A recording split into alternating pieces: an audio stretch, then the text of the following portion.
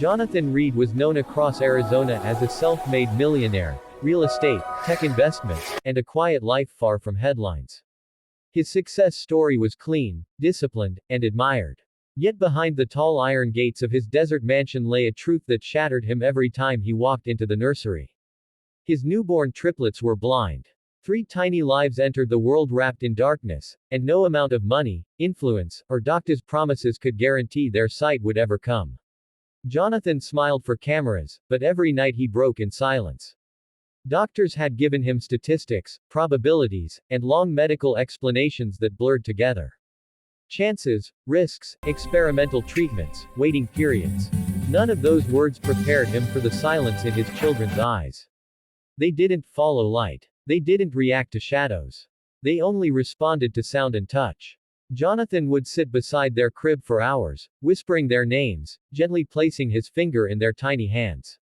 They would grip tightly, as if afraid to let go of the only certainty they had in a world they could not see.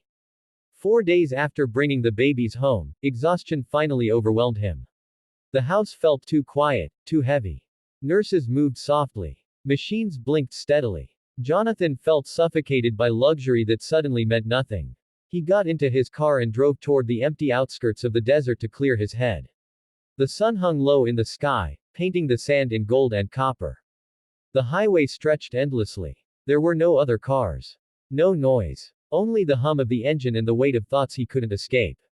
As he drove, memories played like broken images in his mind. His first successful deal, his late wife's laughter, the hospital room where 3 fragile cries filled the air. He barely noticed when the road narrowed and the pavement cracked. His thoughts were pulled in opposite directions, gratitude for his children's lives and fear of what their future might hold. Then, just as the sun dipped lower, something caught his eye near a dried riverbed. A shape that didn't belong. A movement where nothing should move. A child. Jonathan slowed instantly, heart pounding. The boy lay near a cactus, half curled in the sand. Thin arms. Bare feet. A body far too still for comfort. Jonathan slammed the brakes and jumped out before the car fully stopped. The desert heat pressed down on him as he sprinted across the sand, calling out, though he didn't know why. The child didn't answer. Up close, the boy looked impossibly small against the vast desert. His skin was sunburned. His lips were cracked. His chest barely rose. The boy couldn't have been more than 7 years old. Jonathan knelt beside him, afraid to touch him too roughly. When he lifted the child into his arms, he felt how dangerously light the body was. The boy stirred weakly but didn't open his eyes. Jonathan didn't hesitate. He ran back to the car, placed him carefully on the back seat, and sped toward the nearest hospital. Every second felt like an hour. He kept glancing in the mirror, terrified the child might stop breathing. At the hospital entrance, doctors rushed out with a stretcher. Jonathan followed them inside, his shoes still filled with desert sand. Nurses asked questions he could barely answer. He didn't know the boy's name. He didn't know where he came from. All he knew was that he had been alone out there and that he might have died if Jonathan hadn't passed by at that exact moment. That night, 4 days later, just after sunrise, Jonathan was feeding one of the triplets when his security system softly chimed through the quiet nursery. The sound cut through the rhythmic beeping of medical monitors. He gently adjusted the bottle, careful not to disturb the baby's slow swallowing, then glanced at the wall screen near the door. The camera view showed 3 unfamiliar figures standing just beyond the iron front gate. Jonathan's chest tightened. Visitors were rare. His life had become isolated, guarded, and painfully quiet since the birth of his children. 3 women stood outside his front gate. They wore simple clothing, modest and worn by travel. Fine desert dust clung to the hems of their skirts and the edges of their shoes. Their posture was steady, but their faces carried a mixture of exhaustion, fear, and deep resolve. They did not look like visitors who had come for curiosity, money, or publicity. They looked like women who had traveled far with a single purpose. Even through the screen, Jonathan felt the weight of their presence. "They're Apache," the housekeeper whispered after glancing at the screen. Her voice was low, uneasy, yet respectful. Jonathan swallowed slowly. His heart began to race as memory collided with reality. The necklace. The hospital. The silent boy. A quiet fear moved through him. "I think they've come for the boy," she added. Jonathan handed the baby gently back to the nurse, smoothing the blanket before turning away. Every step he took toward the front door felt heavier than the last. Jonathan stepped outside into the morning heat, the desert air still cool enough to carry the scent of sand and stone. The gate opened with a slow mechanical hum. None of the women moved until it was fully open. Then the tallest among them took one careful step forward. She was older than the others, her hair streaked with silver, her eyes steady but glassed with emotion. When she spoke, her voice was calm, but it trembled with restrained pain. "You saved our son," she said simply. Jonathan nodded slowly, unsure what words were appropriate. "He almost didn't make it," he replied quietly.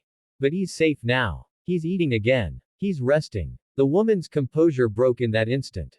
Tears slipped down her weathered cheeks without shame. She pressed her hand to her mouth, overwhelmed.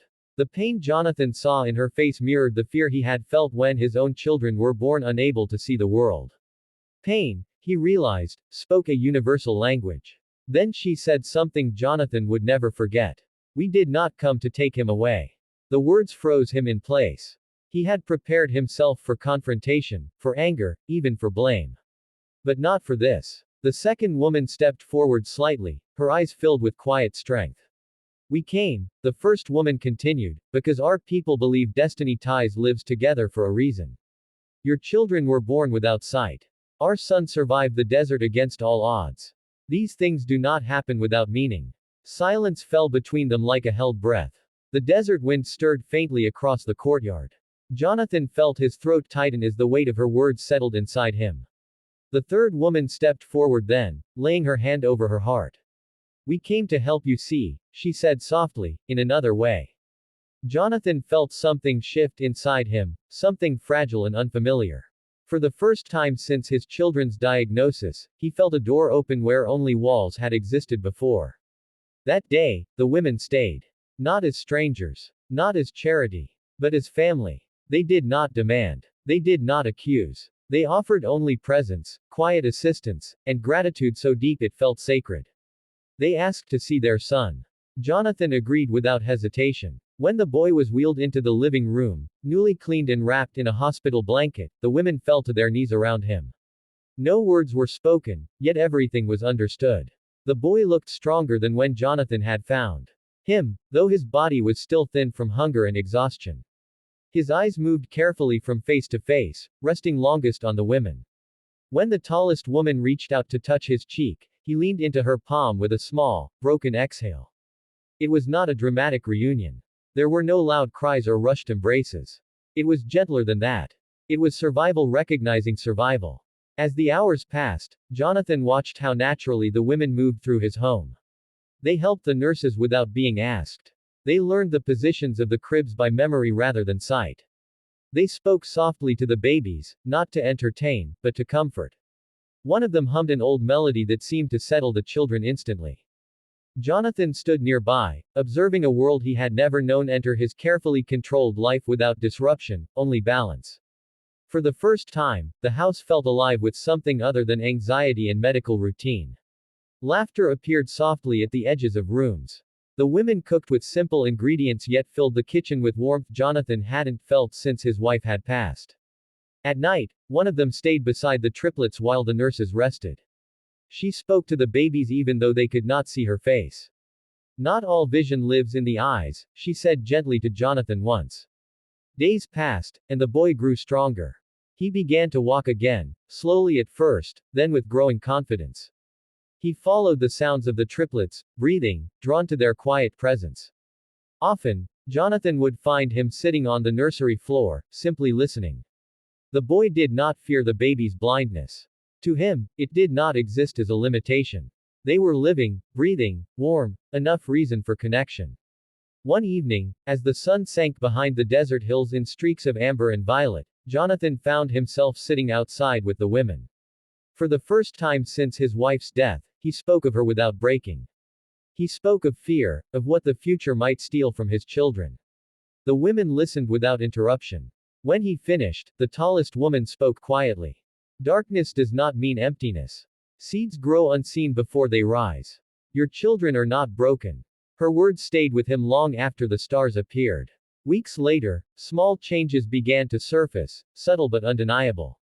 One of the triplets began responding to sound with startling precision. Another reacted to shadows, not with fear, but curiosity. Doctors could not explain it. Jonathan no longer needed explanations. Hope had returned to his home, not as a promise of miracles, but as the courage to endure uncertainty without despair. The boy eventually returned to his people, but the bond remained unbroken. The women stayed connected to Jonathan through visits, messages, shared stories. They were no longer guests in his life. They were part of his children's story now. And as time passed, Jonathan realized something quietly profound. He had gone into the desert searching for peace, and instead, he had found purpose. Darkness had not vanished. But it no longer ruled his world.